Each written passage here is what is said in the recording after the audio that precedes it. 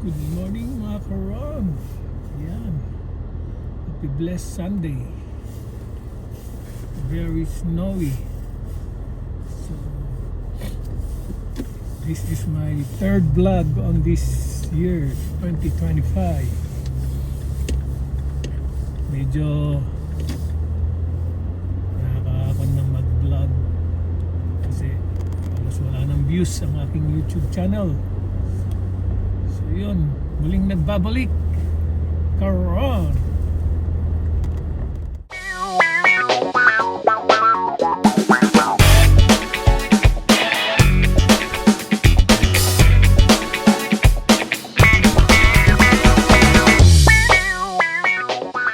Samahan niyo ako sa aking biyahe for today.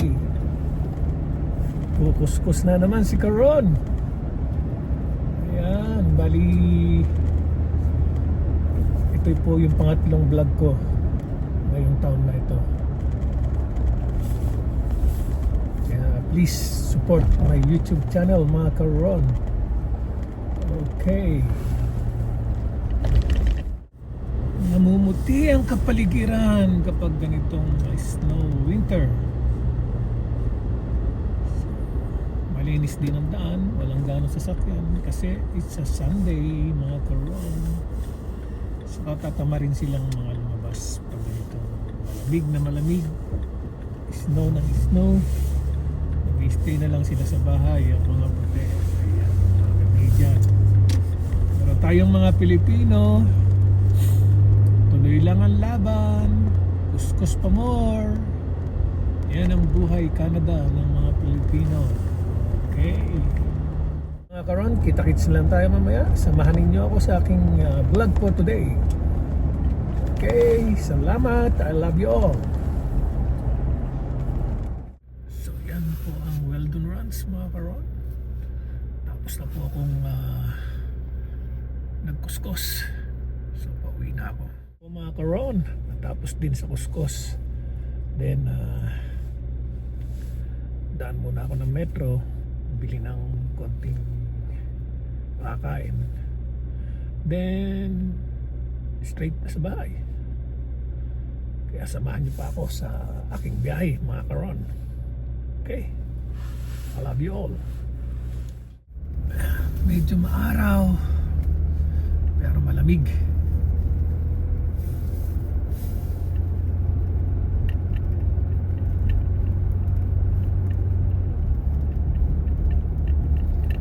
Hindi ko na i-vlog mga karon yung pagkukuskus ko kanina. Then after 7 hours, ayan, pauwi na. Matapos din, papagasolina muna ako. Ganda ng tanawin. Ayan mga karon, no? Ang linaw pa ng camera. Look amazing.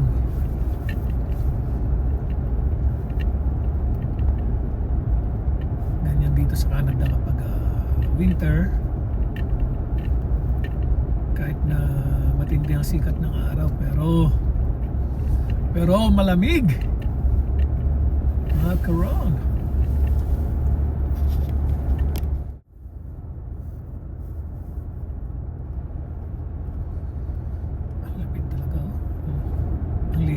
Ang linaw ng camera. Kaya magandang panoorin to mga karon. Ang linis na po ha.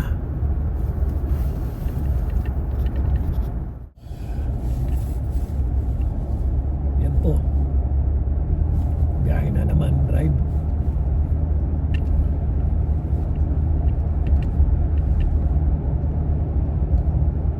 Matindi talaga sikat ng araw pero kita nyo suot ko. Napakalamig mga karon. Super lamig.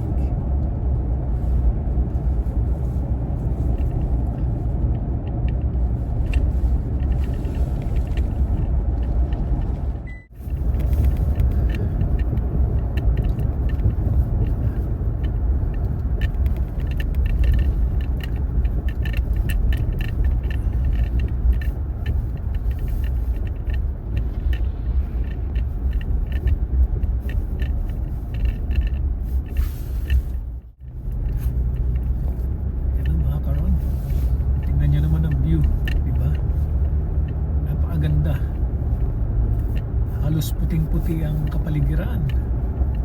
Tapos walang dahon ng mga puno, akala mo patay. Pero every winter lang po yan. Saka fall, nawawala talaga ang dahon.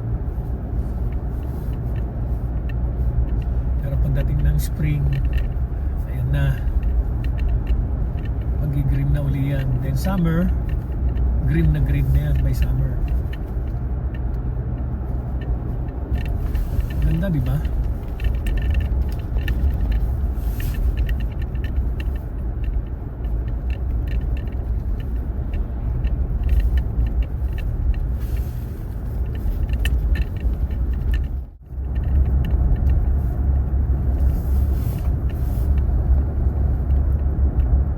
Sarap mag-drive pag ganito. Walang traffic, diretso lang. Tapos malinis ang daan, di ba? Cool na cool. Para lang din namamasyal. Kaya sama kayo, papasyal ko kayo mga karon.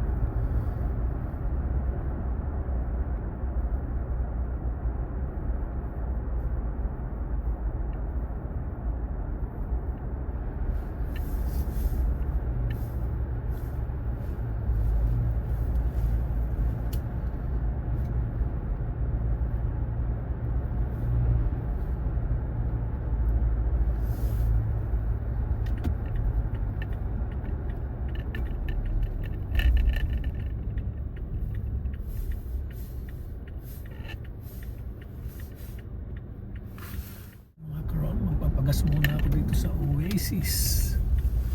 Ayan.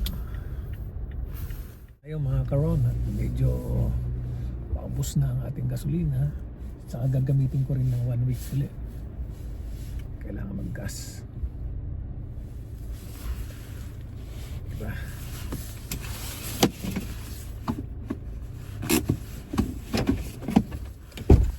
Hey, how are you?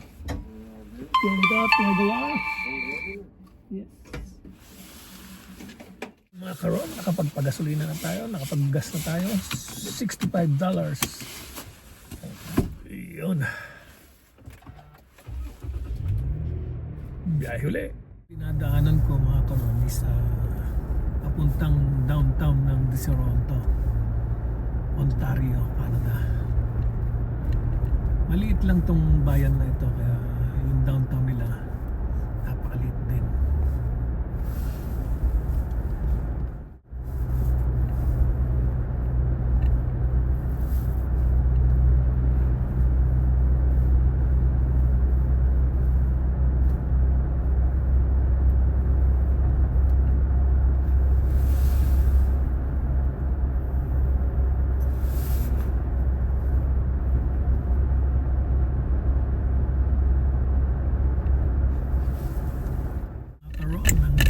Ng Toronto.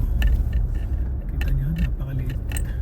Tapos today Sunday, pero kita nyo halos walang tao. Wala man lang nagpupunta rito sa mga restaurant. Mas pinipili nilang pumunta sa Napanee or sa Belleville, kasi doon sa Belleville malaki ang downtown, so mas marami kang pagpipilian.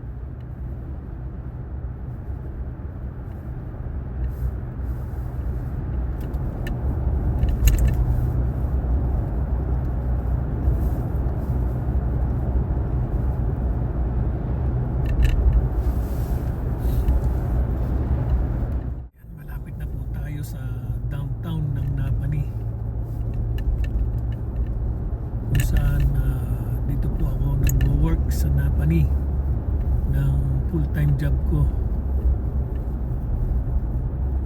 Napani, Ontario.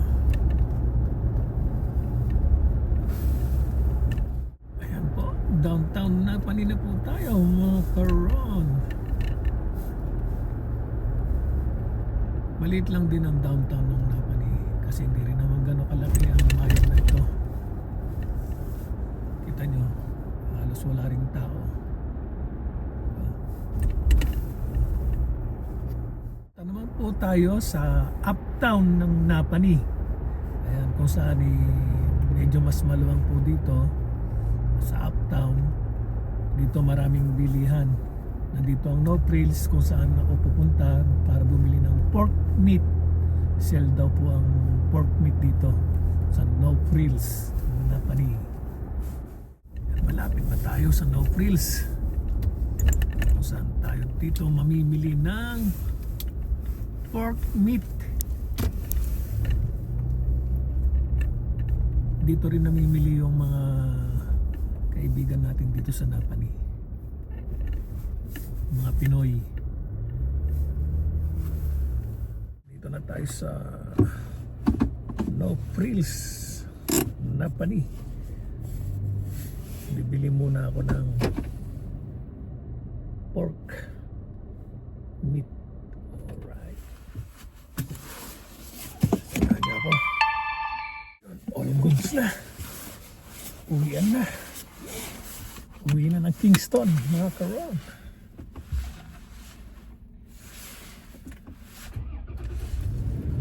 30 minutes drive going Kingston. Okay. Sama pa kayo mga karon. Naman mga karon.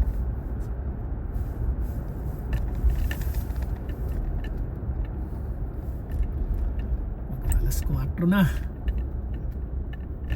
So mga 4:30 siguro nasa bahay na ako.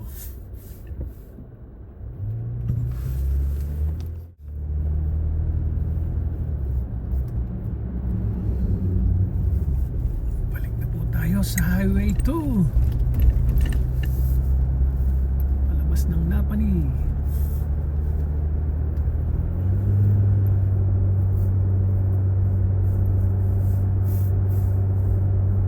Papuntang Kingston.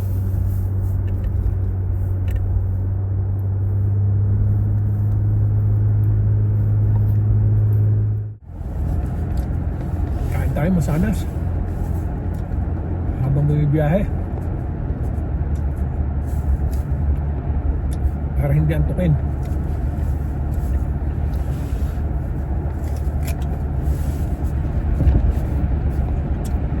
Crunchy.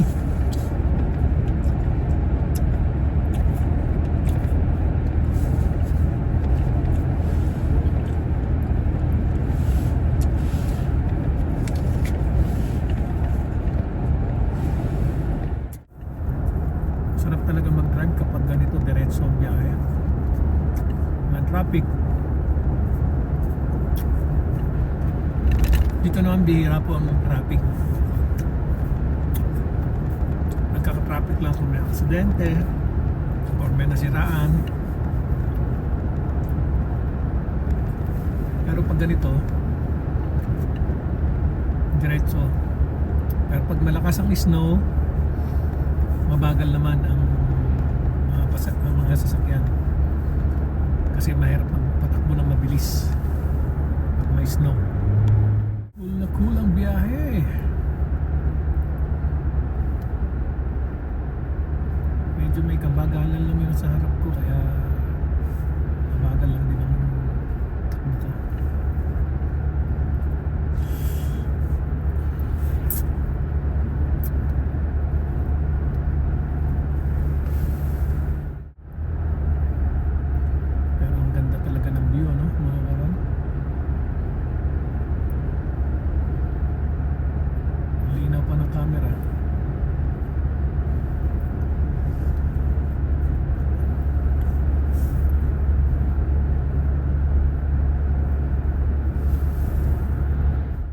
Roundabout na tayo mga karon, papuntang Odessa downtown.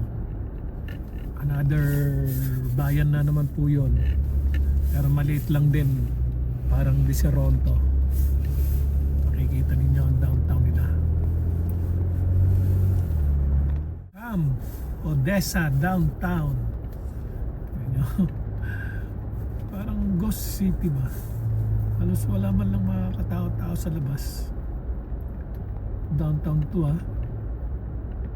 parehas ng Diseronto. Mabuti ang napani kahit paano, maraming tao sa uptown. So ito po ang Odessa downtown. After this downtown, Kingston na po, mga karon.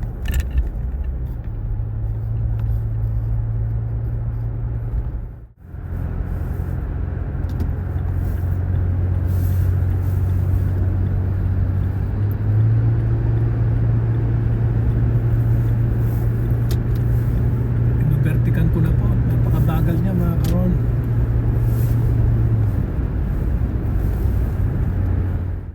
Welcome to Kingston na po tayo. Yan po yung boundary ng Kingston. Kaya nasa Kingston na po tayo mga karon. Malapit na tayo sa bahay. Makapagpapahinga rin kahit paano. Mga karon, medyo malapit-lapit na tayo sa aking bahay. Medyo may kalayuan po kami sa downtown, kaya hindi ko na maipapakita sa inyo ang downtown Kingston. Pero maluwang po ang Kingston. Hamak na luwang sa Napani, Odessa, sa Diseronto.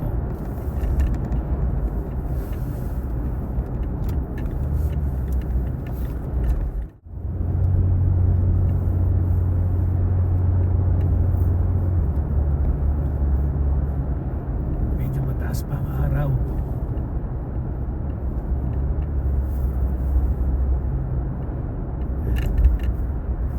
4:20.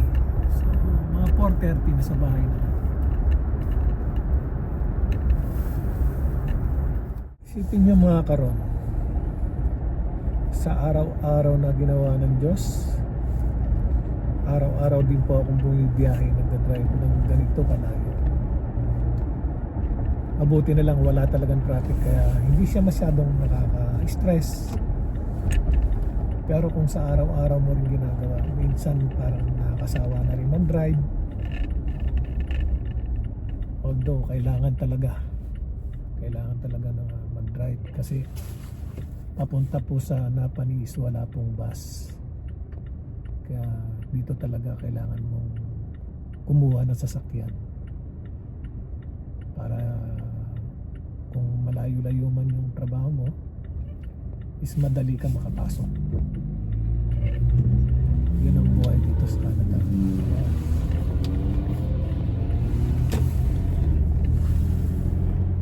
2 minutes nasa bahay na ako. Kaya muli, maraming salamat mga karon sa pagsama, sa pagtapos ng aking video hanggang sa dulo. Kaya please subscribe to my YouTube channel. Kung bago ka pa lang dito sa aking channel, subscribe po kay Ron TV Pangan, My Canada Life. Ayan mga karon, muli maraming salamat po sa inyong lahat sa walang sawang pagsubaybay kay Ron TV Pangan, kay Karon. God bless everyone. Mahal ko kayo. God bless us all. I love you all. Bye bye. Mwah.